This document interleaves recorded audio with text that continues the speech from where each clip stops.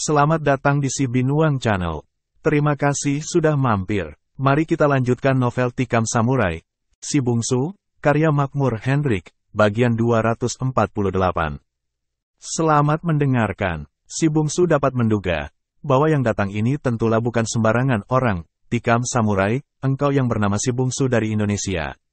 Seorang lelaki berkepala botak, yang mirip pendeta di kuil Shimogamo, bertanya dengan suara datar dan dingin. Si Bungsu tak segera menjawab. Dia menyapu ke-10 orang itu dengan tatapan mata menyelidik. Bagaimana dia harus menghadapi orang sebanyak ini? Tapi akhirnya dia mengangguk ketika orang gemuk itu kembali bertanya tentang namanya. Di mana Zatoichi? Kembali si kepala botak itu bertanya setelah si Bungsu mengangguk. Dia ada di dalam, jawabnya. Suruh keluar dia. Dia tak bisa keluar. Dia sakit. Dia harus keluar. Katakan bahwa pimpinan kuil Kofukuji dari Nara datang menuntut balas. Tidak, apapun urusan kalian dengannya kini harus melalui tanganku. Anak muda asing. Sejak kapan kau mencampuri urusan orang lain di negeri ini? Sejak kalian mencampuri urusanku. Lelaki gemuk itu tertawa bergumam. Sejak kapan saya mencampuri urusanmu anak muda? Bukankah kalian datang untuk mencabut nyawaku? Lelaki gemuk itu tertawa lagi perlahan. Suaranya seperti bergumam rendah. Nampak bahwa dia sangat tenang sekali. Dan itu membuat si Bungsu jadi waspada. Orang gemuk ini tentulah orang yang sangat berisi. Siapa bilang bahwa kami menghendaki nyawamu? Tak ada urusan kami denganmu anak muda. Engkau boleh pergi kemanapun engkau suka. Kami hanya berurusan dengan Zatoichi, si Bungsu tertegun. Benarkah lelaki ini bukan dari Kumagegumi? Dan benarkah mereka bukan menghendaki nyawanya? Ketika dia tengah berpikir itu, dia mendengar suara dengus nafas perlahan di belakangnya. Dia menoleh, dan Zatoichi berdiri di sana sambil menahan sakitnya. Ichi-san, katanya kaget. Zatoichi menatap pada lelaki botak itu. Dia coba mengenalinya, namun dia benar-benar tak mengenal lelaki itu. Saya dengar Anda mencari saya, katanya. Lelaki botak yang mengaku dari kuil Kofukuji di kota Nara itu menatap tajam pada Zatoichi. Pendekar buta itu seperti menatap padanya dengan matanya yang buta. Aneh dan agak menyedihkan memang. Ya, saya mencari Anda, masih ingat kuil Kofukuji di Nara? Zatoichi menarik nafas panjang. Menghembuskannya seperti menghembuskan masa lalu yang pahit. Ya, saya masih ingat. Siapa Anda? Tanyanya perlahan. Saya dahulu pernah mengepalai pendeta di kuil itu. Nama saya Zendo. Zendo. Zatoichi mengulang menyebut nama itu seperti berpikir. Masih bersama Si Binuang Channel. Mari kita lanjutkan novel Tikam Samurai, Si Bungsu, karya Makmur Hendrik, bagian 249. Zendo, maafkan saya tak bisa mengingat. Ya, engkau takkan pernah mengingat nama itu Zatoichi. Karena ketika pemimpin kuil Kofukuji yang bernama Akira engkau bunuh, 40 tahun yang lalu, aku masih kecil. Masih berusia 10 tahun. Zatoichi kembali menarik nafas panjang. Akira, katanya perlahan. Ya, Akira dari Kofukuji adalah abangku yang paling tua. Zatoichi jadi sangat terkejut. Engkau adik Akira? Ya, dan kini aku datang untuk menuntut pembantaian yang sudah 40 tahun itu. Ah, sudah lama sekali, suara Zatoichi terdengar perlahan. Sementara dia mengangsurkan dirinya ke samping. Kemudian perlahan duduk di kursi batu. 3 depa dari Si Bungsu. Ya, sudah lama sekali. Sudah 40 tahun. Dan selama itu pula saya menanti kesempatan ini Zatoichi. Kesempatan untuk membalaskan dendam kematian abang saya. Apakah engkau mengerti apa yang sebenarnya terjadi antara saya dengan abangmu itu Zendo? Maksud saya, apakah engkau mengerti sepenuhnya kenapa kami bertarung, dan menyebabkan kematiannya? Kenapa tidak? Suatu malam seorang buta datang ke kuil. Kelak saya ketahui bahwa orang buta itu adalah engkau. Abang saya nampaknya bersahabat dengan Anda. Dia menerima Anda dengan baik. Tapi esok paginya, dia telah terbujur jadi mayat dengan seorang imam kuil, sementara engkau tak ada lagi di sana. Menurut penuturan imam yang lain, kalian bertengkar perkara sumbangan keluarga Kendo pada kuil. Dan sumbangan yang merupakan wakaf itu adalah milik kuil. Kenapa engkau ikut campur urusan abangku yang menjadi pemimpin kuil itu? Tapi kini persoalannya adalah hutang nyawa dibayar nyawa. Kami datang untuk menuntut balas. Sehabis berkata begini, tanpa menunggu reaksi dari Zatoichi, ke-10 orang itu segera saja mendekat. Tunggu, pendekar buta itu masih coba menghindarkan pertumpahan darah. Zendo memberi isyarat, dan ke-9 temannya yang bergerak maju menghentikan langkah. Harapkan dengarkan dahulu Zendo-san. Saya tak ingin kesalahpahaman itu terulang lagi. Apakah engkau akan berkata bahwa yang bersalah dalam hal itu adalah abangku? Dengarlah dulu. Tapi Zendo tak mendengarkan. Nampaknya dendam selama 40 tahun itu merupakan dendam yang harus dibalaskan hari ini.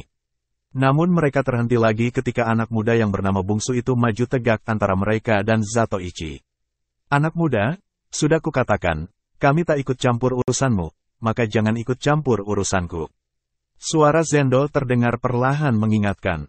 Maafkan, saya berhutang nyawa pada Zatoichi. Maka kalau ada orang lain yang menghendaki nyawanya, maka saya harus membantunya. Masih bersama si Binuang Channel. Mari kita lanjutkan novel Tikam Samurai, Si Bungsu, karya Makmur Hendrik, bagian 250. Apakah negerimu tak beradat anak muda? Sehingga engkau bisa demikian saja ikut campur urusan orang lain. Muka si Bungsu jadi merah padam.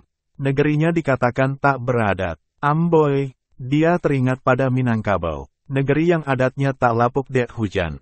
Tak lekang det panas. Negeri leluhur di mana darahnya tumpah ketika dilahirkan. Negeri bergunung megah berlembah indah yang melantunkan rasa rindu. Negeri yang telah mengorbankan ribuan nyawa untuk mempertahankan adat istiadatnya dari jajahan Jepang, kini dikatakan oleh Jepang gemuk botak di hadapannya sebagai negeri yang tak beradat. Dia tersenyum, tapi jelas senyumnya bukanlah senyum tanda suka hati. Senyumnya jelas membayangkan luka dan amarah yang besar. Barangkali dia takkan semarah itu benar, kalau si gemuk itu memaki dirinya yang tak beradat. Tidak, dia takkan seberang itu benar. Tapi kini negerinya yang dikatakan tak beradat. Meskipun dia seperti telah dibuang oleh orang kampungnya, oleh anak negeri, namun rasa cinta kampung, cinta negeri di lubuk hatinya tak dapat dipupus hanya karena kebencian orang kampung padanya. Tidak, kebencian pada orang kampung, yaitu kalaupun ada kebencian di hatinya, merupakan hal yang terpisah dari rasa cintanya pada negerinya. Jangan diulang lagi ucapan yang mengatakan negeri tak beradat. Suaranya terdengar perlahan. Pendeta yang bernama Zendo itu masih akan melanjutkan seringainya. Namun seringai ejekannya itu dia telan cepat-cepat begitu mendengar suara anak muda itu. Dia jadi tertegun melihat ekspresi muka anak muda itu. Dan dia tahu suara anak muda yang mirip bisikan itu merupakan suatu peringatan yang berbahaya. Dia menatap wajah anak muda itu. Anak muda itu juga menatapnya dengan wajah yang dingin. Si Bungsu teringat lagi pada negerinya yang baru sebentar ini dikatakan tak beradat oleh pendeta itu. Meskipun di negerinya itu kini banyak kaum cerdik pandai dan ninik mamak yang mempergunakan adat untuk kepentingan pribadi mereka, namun dia tetap tak bisa menerima negerinya dicerca. Ke-10 orang yang ternyata bukan anggota Kumage Gumi itu menatap anak muda tersebut dengan diam. Mereka sudah mendengar tentang kehebatan anak muda ini. Mereka dengar dari cerita di kuil Shimogamo. Mereka dengar dari anggota bandit Kumage Gumi. Mereka menatap dengan perasaan takjub dan ingin tahu. Apakah anak muda ini memang hebat seperti yang diceritakan itu?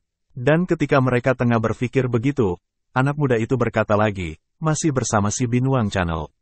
Mari kita lanjutkan novel Tikam Samurai, Si Bungsu, karya Makmur Hendrik, bagian 251. Di negeri saya, untuk mau didengarkan orang, maka kita harus mau mendengarkan kata-kata orang. Apa salahnya Tuan mendengarkan penjelasan Ichisan tentang peristiwa itu? Zendo tertawa. Untuk pertama kalinya sejak kehadiran mereka di sekitar kuil itu, lelaki ini tertawa. Tawanya merupakan guman perlahan saja. Dan dia sebenarnya adalah lelaki yang berwibawa. Apa artinya mendengarkan atau tidak? Sebab apapun yang dia ceritakan saya tak pernah merubah niat untuk membunuhnya. Menuntut balas kematian abang saya. Apakah itu suatu penyelesaian? Ya, itulah satu-satunya penyelesaian. Tak peduli apakah abang tuan bersalah atau tidak, anak muda, tak perlu segala omong kosongmu itu. Saya tahu dengan pasti apa yang akan saya perbuat. Kini menghindarlah dari sana. Dan tanpa menunggu reaksi si Bungsu dia memberi isyarat kepada 9 orang temannya.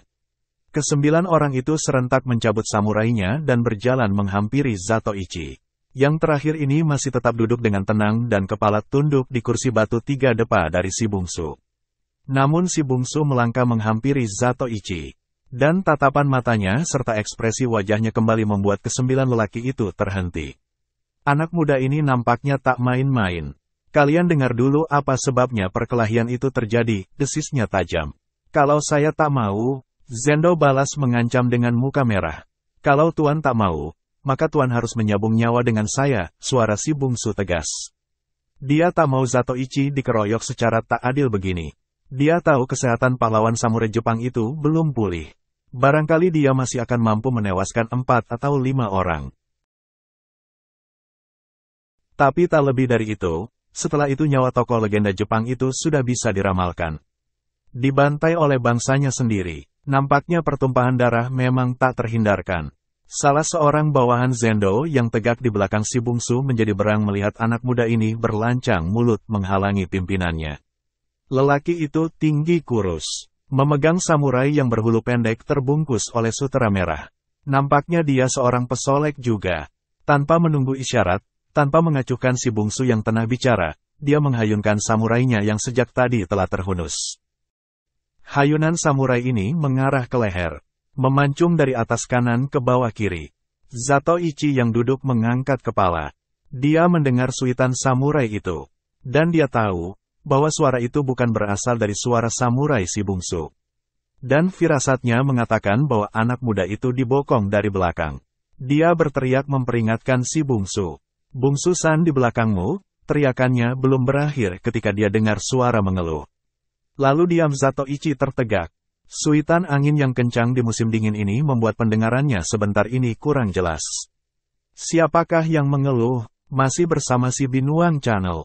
Mari kita lanjutkan novel Tikam Samurai, Si Bungsu, karya Makmur Hendrik, bagian 252. Tak ada gerakan sedikit pun yang tertangkap oleh telinganya. Dia tegak diam. Aneh, kemana lelaki yang 10 orang itu? Kenapa tak terdengar mereka menghela nafas? Bungsu-san, dia menghimbau dengan nada khawatir. Dia tak berani bergerak, sebab dia tak mau terperangkap oleh kesalahan yang kecil sekalipun. Kalaupun si bungsu cedera, maka itu berarti dia harus mempertahankan dirinya sendirian. Saya di sini, Ichi-san, tetaplah duduk di sana. Biar saya menyelesaikan soal ini, terdengar suara si bungsu perlahan. Zatoichi menarik nafas lega. Perlahan degup jantungnya yang tak teratur tadi jadi tenang kembali. Ah, dia memang telah tua. Ketuaan telah membuat dirinya terlalu cepat khawatir. Syukurlah, katanya perlahan sambil melangkah dan mencari-cari bangku kayu itu dengan tongkatnya. Ketika ujung tongkatnya kembali menyentuh bangku kayu itu, dia lalu duduk perlahan. Seluruh gerakannya diperhatikan oleh ke-9 lelaki yang mengurung mereka. Ya, mereka kini hanya tinggal 9 orang. Orang ke-10, yaitu si kurus bersamurai dengan hulu sutera merah itu, yang tadi membokong si bungsu dari belakang, kini tertelungkup di lantai batu. Dari bawah tubuhnya yang tertelungkup itu, merembes darah merah, membasahi kimono musim dinginnya yang berwarna gelap. Tak kala tadi si kurus itu menyerang dengan sabetan samurai sambil melangkah maju, tak seorang pun di antara ke-9 temannya yang melihat anak muda itu bergerak. Mereka melihat betapa samurai si kurus membabat maju. Bahkan sejengkal lagi samurai itu akan mencapai lehernya, anak muda asing itu tak tahu sedikit pun akan bahaya yang mengancam di belakangnya. Namun entah kapan saatnya bergerak, tiba-tiba saja anak muda itu melangkah surut selangkah. Dan di saat yang hampir-hampir fantastis ketepatannya, dia menjatuhkan diri di lutut kanannya. Lalu samurainya tercabut, dan ditikamkan ke belakang tanpa menoleh sedikit pun. Akibatnya bukan main. Tidak saja sabetan samurai si kurus itu luput dari batang lehernya, bahkan si kurus itu Zatoichi sendiri tertikam oleh samurainya hingga separuh lebih. Si kurus itu tertahan seperti disentakkan tenaga raksasa. Tangannya masih memegang samurai, dan tiba-tiba sambil bergerak bangkit, si bungsu menarik samurainya. Dan saat itulah si kurus ini mengeluh. Lalu terputar setengah lingkaran, jatuh tertelungkup, diam, mati, dan ke-9 temannya, termasuk Zendo dari kuil Kofukuji di kota Nara itu, pada tertegak diam. Zatoichi tak mendengar dengus nafas mereka sebab tak seorang pun di antara mereka yang tak menahan nafas melihat adegan yang alangkah fantastisnya itu. Dan kini anak muda itu tegak dengan tenang.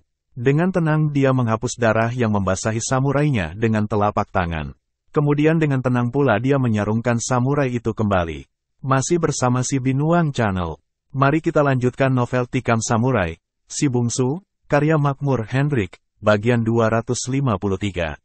Lalu menatap pada Zendo. Sungguh suatu demonstrasi yang mengagumkan. Suara Zendo bergema perlahan. Dan dari nada suaranya, dia tak hanya sekedar memuji. Tapi ucapannya memang jujur. Tapi dalam nada ucapannya itu juga dapat segera diketahui bahwa dia tak merasa gentar sedikit pun akan kecepatan dan kehebatan anak muda itu. Zendo justru memberi isyarat pada dua orang anggotanya. Kedua anggota yang diberi isyarat itu bergerak. Mereka bergerak amat cepat, menyerang ke arah Zato Ichi. Namun si bungsu sudah menanti di sana. Dua buah serangan beruntun berhasil dia gagalkan dengan samurainya. Tahan, hampir berbarengan terdengar suara Zato Ichi dan Zendo. Kedua anak buah Zendo segera bergerak mundur. Zendo maju 2 langkah. Di saat yang bersamaan, Zato Ichi tegak dari duduknya. Anak muda, Zendo berkata, sudah saya katakan bahwa saya tak pernah ikut campur urusanmu. Kini engkau nyata-nyata mencampuri urusan saya. Maka apa boleh buat, saya akan menghadapimu. Sebelum si bungsu dapat menjawab tantangan itu, suara Zato Ichi terdengar pula, kenapa harus melibatkan orang lain dalam urusan kita? Engkau berurusan denganku Zendo-san. Dan aku akan menghadapimu. Bukan main terkejutnya si bungsu mendengar ucapan Zato Ichi ini. Dia tahu benar, bahwa tubuh pahlawan samurai ini masih sangat lemah. Tak mungkin dia mampu berhadapan dengan Zendo dan anak buahnya. Dia berniat memprotes putusan itu. Tapi Zato Ichi nampak mengangkat tangan, memberi isyarat padanya untuk menepi. Ini urusanku anak muda, menyingkirlah. Suara tuanya terdengar perlahan, dan si bungsu tahu, bahwa ini soal harga diri bagi Zato Ichi.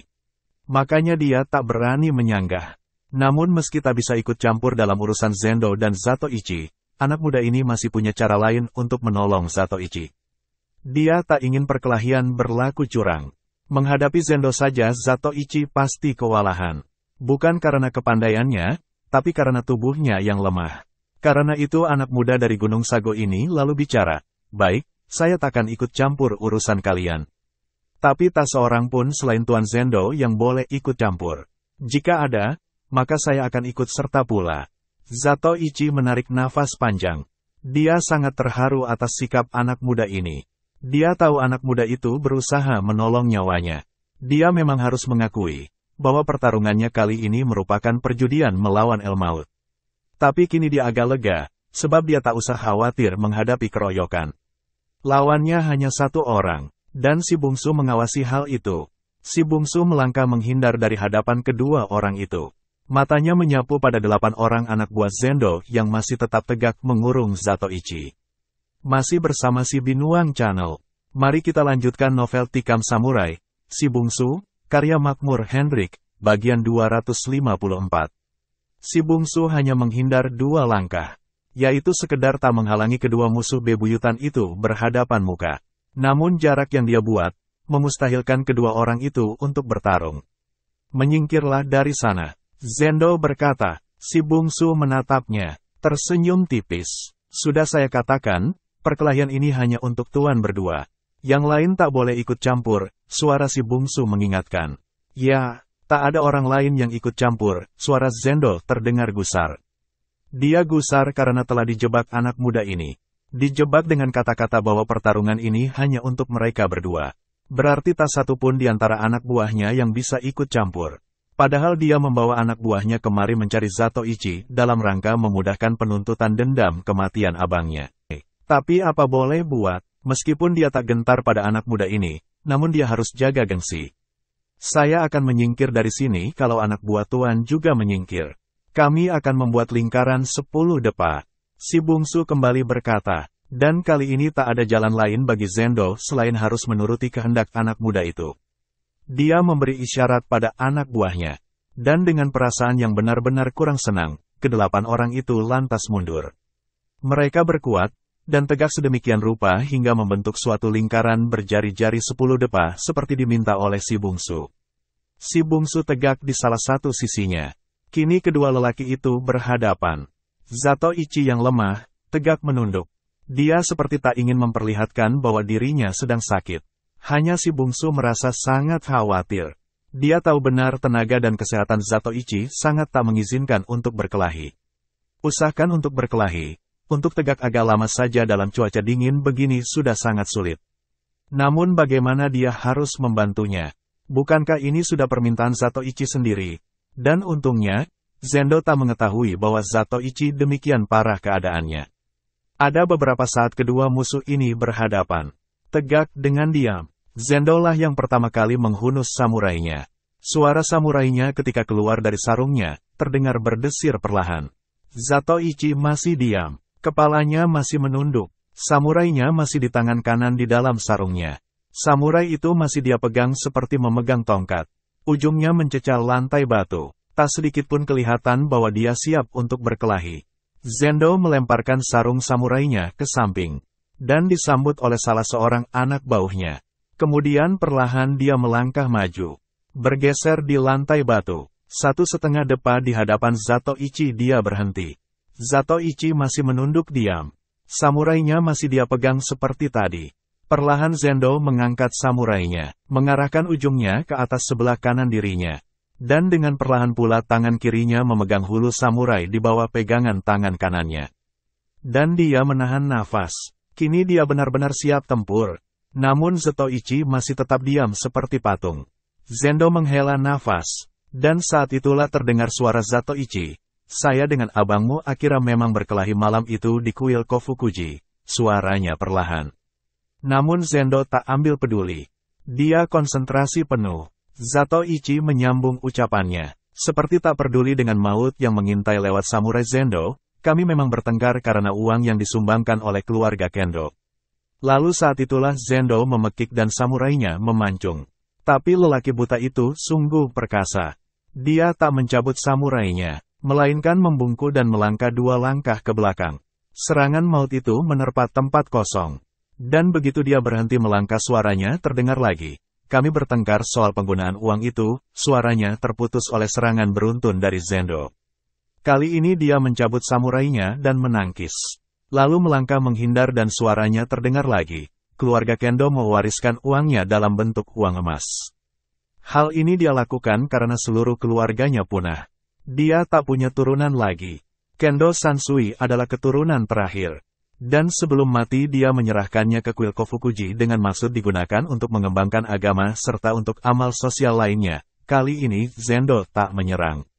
Meski dengan samurai tetap teracung tinggi di atas kepala, dia menjawab omongan Zatoichi, ya itu jelas. Tapi kenapa engkau datang mencampuri urusan kuil? Karena saya adalah salah seorang dari pendiri kuil itu.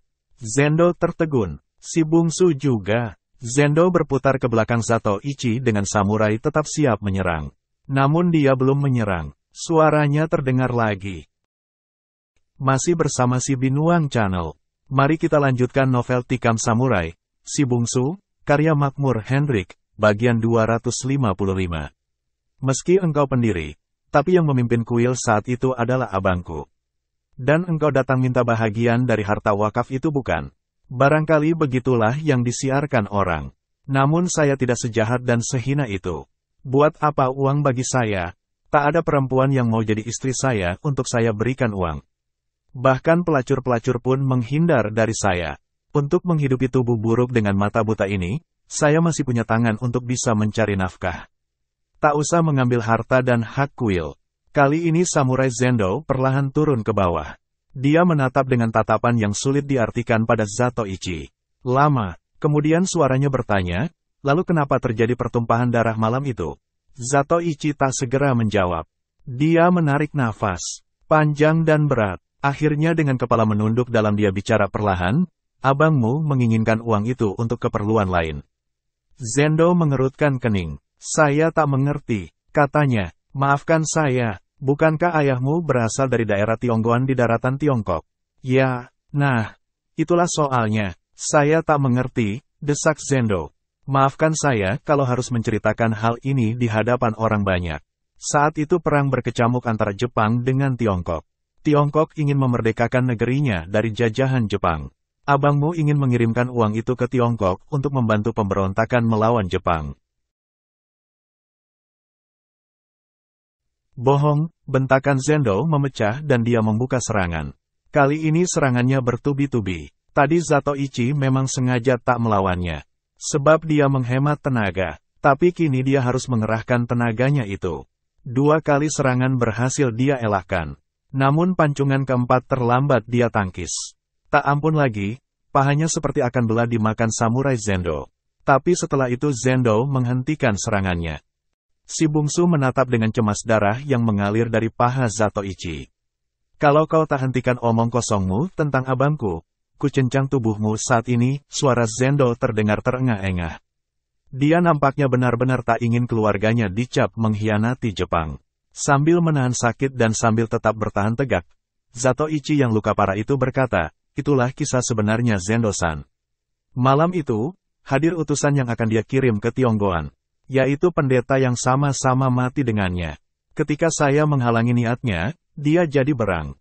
Takut rahasianya akan terbongkar, dia lalu menyerang saya bersama pendeta itu. Namun saya mengalahkan mereka. Semata-mata untuk membela negeri ini dari pengkhianatan. Meski untuk itu saya terpaksa membunuh seorang sahabat. Zendo kembali menyerang. Kali ini nyawa Zatoichi memang di ujung tanduk. Dia tak menangkis, melainkan mengelak dengan mundur. Suatu saat tubuhnya membentur tubuh anak buah Zendo yang tegak melingkar. Dan anak buah Zendo ini menolakkan tubuh Zatoichi yang lemah itu ke depan. Ke arah Zendo, namun si bungsu tak membiarkan kesempatan itu.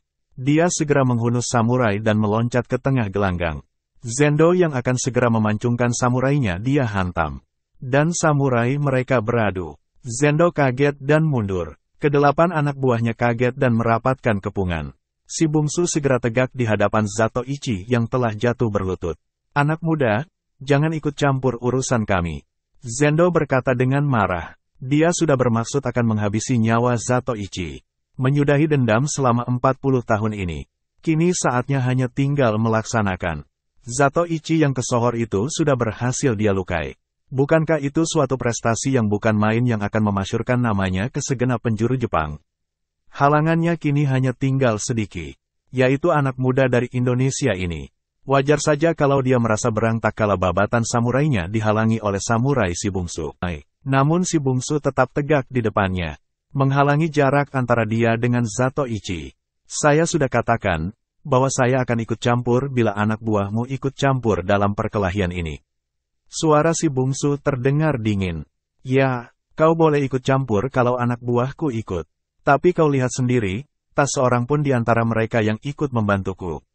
Si bungsu tertawa bergumam. Tak seorang pun, tapi bukankah sebentar ini yang berjambang seperti monyet itu menolakkan tubuh Ichi-san ke arahmu?